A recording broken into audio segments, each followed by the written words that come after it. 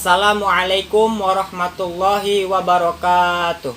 Alhamdulillahirabbil alamin wa bihi nasta'in wa ala umuri dunya waddin. Wassalatu wassalamu ala asrofil anbiya'i wal mursalin sayyidina wa maulana Muhammadin wa ala alihi wa sahbihi ajma'in, amma ba'du.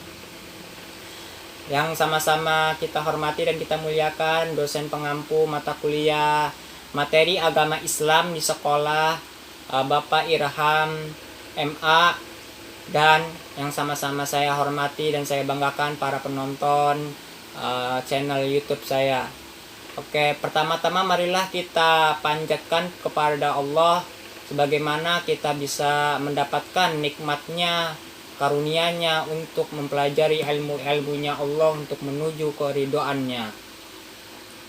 Baiklah, saya Muhammad Reski, mahasiswa Universitas Islam 45 Bekasi, Fakultas Agama Islam, Prodi Pendidikan Agama Islam, akan membawakan tema pada hari ini tentang ajaran tasawuf dalam perspektif Al-Quran dan hadis. Baik, penting kita cermati bahwasannya tasawuf itu adalah bagian dari ajaran Al-Quran dan hadis yang disampaikan kepada Allah, yang disampaikan oleh Allah kepada Nabi Muhammad. Ya, apa itu sih tasawuf itu? Apakah ada di zaman Nabi? Ada tasawuf itu di zaman Nabi. Siapa yang menganut tasawuf itu? Ahlus Suffah. Orang yang menganut tasawuf itu disebut Ahlus Suffah. Abu Hurairah, sahabat Nabi yang tinggal di emperan masjid, hidupnya diberi sama Nabi makan segala. Nah, penting kita cermati kata tasawuf ini, banyak perspektif para ulama mendeskriptifkannya. Ada juga ulama yang mengatakan kata tasawuf ini berasal dari kata sufah, yang artinya pendopo, tempat yang beratap di Masjid Madinah yang dipakai tempat tinggal ahlu suffah, ya, seperti yang dipakai Abu Hurairah. Nah, sahabat Nabi Abu Hurairah ini, beliau tinggal di emperan masjid, hidupnya bersama Nabi, makannya juga diberi Nabi. Dan ada pula yang mengatakan tasawuf itu berasal dari kata suf, yang berarti bulu domba, karena orang-orang tasawuf itu berasal dari bulu domba, memakai pakaian dari bulu domba, ya, memakai pakaian dari bulu domba. Karena apa? Saking tidak cintanya terhadap dunia. Karena pada zaman jahiliyah dulu orang cinta dunia sangat berlebihan.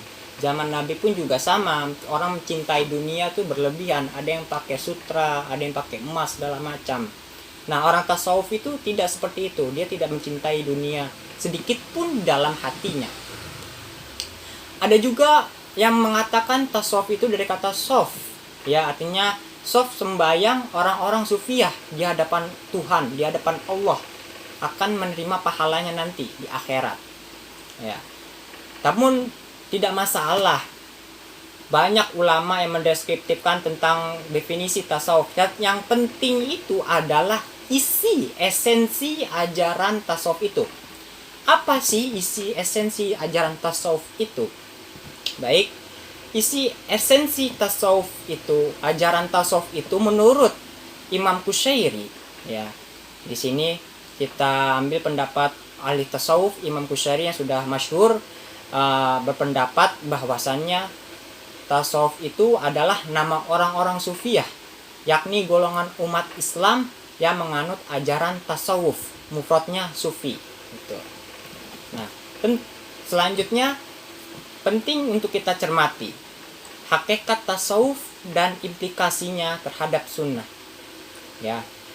Saya mengutip dari pendapat Ibnu Khaldun di dalam kitabnya Muqaddimah Ibnu Khaldun, berpendapat bahwasannya pada abad ke-3 Hijriyah, setelah orang-orang mengejar dunia dengan berlebihan dan sudah enak-enak dengan hidup di dunia, maka masyarakat, sebagian dari orang-orang mengasingkan diri dari kehidupan huru-hara dunia dan kesenangan dunia. Mereka itulah disebut dengan ahli tasawuf, sufi. Ya, disitulah itu pendapat Ibnu Khaldun. Nah, berdasarkan Al-Quran dan hadis, semua itu ajaran tasawuf itu sesuai dengan syariat Nabi, sesuai dengan ajaran yang dibawakan oleh Nabi. Jadi jangan mempermasalahkan labelnya ya. Tidak boleh kita mempersalahkan labelnya. Tapi kita lihat isinya, esensialnya. Apakah sama dengan Al-Quran? Apakah terdapat dalam hadis? Adakah dalilnya? Kita cek semuanya. Pasti ada.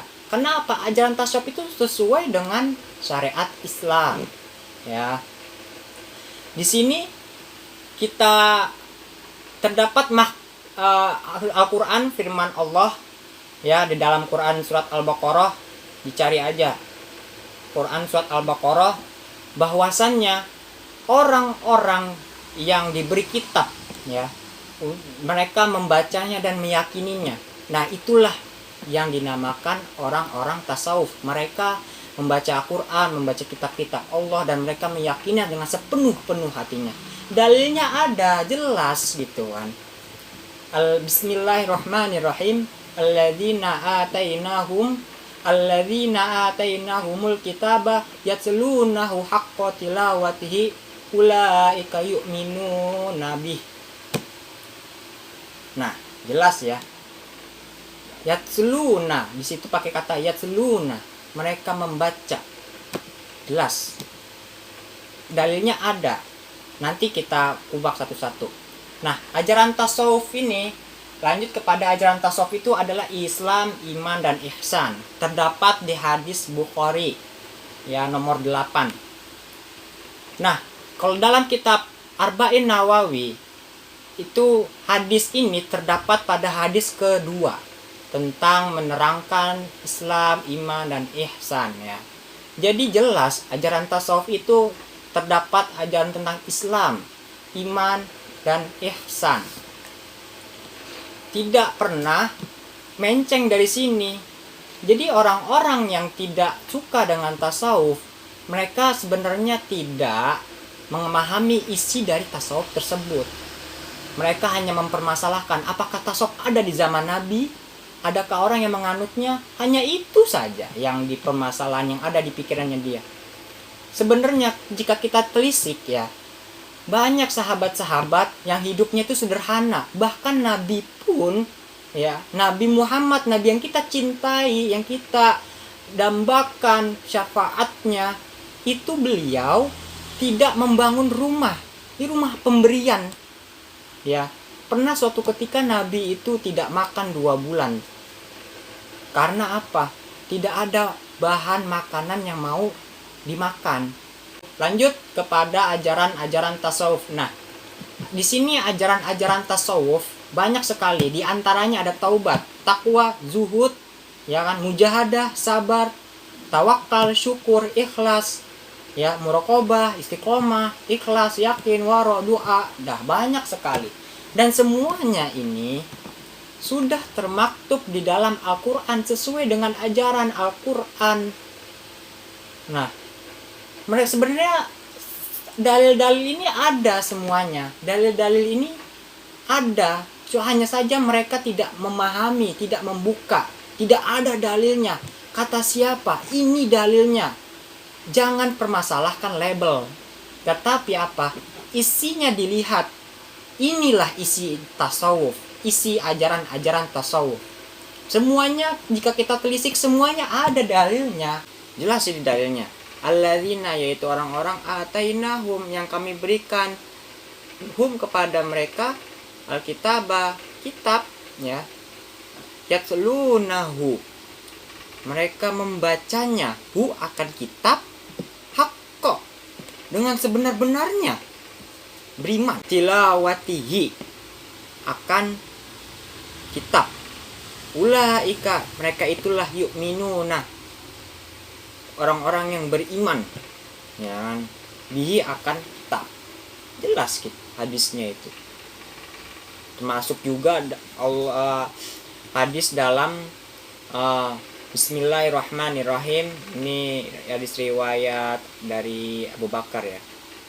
hadis riwayat Tirmizi dari sahabat Abu Bakar, bahwasannya itu Rasulullah bersabdanya begini, ma asorra man istaghfara wa in 'ada fil yaumi sab'ina marrah. Nah, gitu ya. Jadi artinya Rasulullah itu bertaubat, istighfar. Nah, istighfar ini udah termasuk dalam ajaran tasawuf. Pintunya tasawuf itu adalah taubat, gitu. Nah, setelah kita mengetahui dalil dan hadisnya ini ada dan sama ya, ternyata ada dalilnya. Nah, apa yang kita lakuin? Ya, kita amalkan ajaran-ajaran tasawuf tersebut. Karena apa? Sudah berlandaskan Al-Quran dan hadis ya. Jadi artinya begini, tidak ada dosa yang menumpuk bagi orang yang meminta ampunan meskipun ia mengulanginya dalam sehari 70 kali. Jadi Rasulullah minta ampun sehari 70 kali. Lah kita ada nggak istighfar? Kemudian lanjut itu mengenai tentang taubat ya. Ajaran tasawuf, pintu tasawuf yang paling pertama itu adalah taubat. Yang kedua adalah takwa. Yang takwa ini dalam kitab Tafsir Jalalain jilid 1 membahas tentang Al-Baqarah, Quran yang surat yang Hudalil Muttaqin, itu menafsirkan Imam Jalaluddin Al-Mahali itu dan Imam Jalaluddin Asyuti bimtisali awamiri wajtinabi nawahi. Jadi mengerjakan perintah-perintah Allah dan menjauhi larangan-larangan Allah. Jadi pintu tasawuf yang kedua ini takwa. Nah, dalilnya jelas, hadisnya jelas ada. Bertentangan enggak dengan Al-Quran dan hadis? Jelas tidak, dalilnya ada. Jadi semua itu dalilnya ada, dalilnya tentang ajaran-ajaran tasawuf ini. Hanya saja mereka-mereka itu Allah tutup hatinya untuk mempercayai, untuk membuka, untuk mengimani, bahkan untuk meyakini bahwasannya dalil ini mengakui keberadaan eksistensi tasawuf. Ya. Jadi apa perbedaannya? Masalah label, masalah nama tak perlu. Yang perlu kita perhatikan adalah isinya. Isi ajaran tasawuf itu yang kedua itu takwa. Jelas hadisnya ayat Imam Muslim ya, dari Ibnu Mas'ud. Jadi taat dalam ibadah itu semuanya tunduk, patuh, takwa, pasrah kepada Allah. Terus kemudian ajaran tasawuf yang berikutnya adalah tentang zuhud. Nah, tadi yang sudah saya singgung kan, bahwasanya Nabi itu hidupnya tuh beliau sangat zuhud sekali.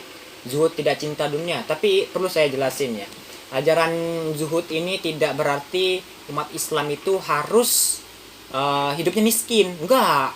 Tasawuf itu tentang hati. Zuhudnya itu maksudnya tentang hati. Hati kita bagaimana kita tidak cinta sama dunia.